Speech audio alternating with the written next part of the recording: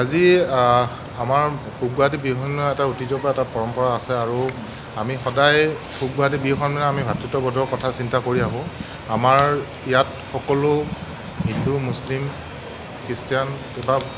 ধৰ্মীয় লোক আছে আৰু যিহেতু এইটো পবিত্ৰ ৰমজান মাহ আৰু আমাৰ যিসকল পূব গুৱাহাটী বিহু সন্মিলনৰ কেইবাজন সতীৰ্থ ৰোজা পালন কৰে, তেওঁলোকে ৰোজা ৰাখে,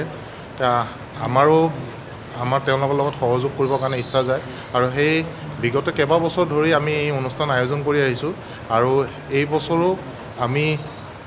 65 সংখ্যক সমাৰোহ উদযাপন পাক মুহূৰ্তত পবিত্ৰ ৰমজান মাহত আমি ইফতাৰ পাৰ্টি আজি আয়োজন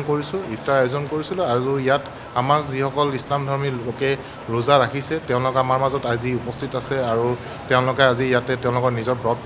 ভাঙিছে আৰু আমি তেওঁলোকৰ লগত সহযোগ কৰিছোঁ বা আমি লগত থাকিব পাৰিছোঁ, তাৰ কাৰণে আমি ধন্যবাদ জ্ঞাপন কৰিছোঁ। লগতে সমগ্ৰ অসমতে যাতে এক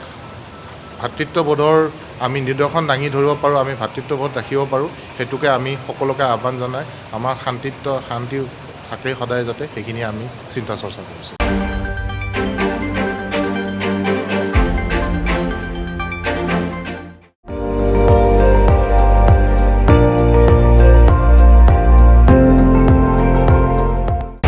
আপুনি চাই আছে ND24,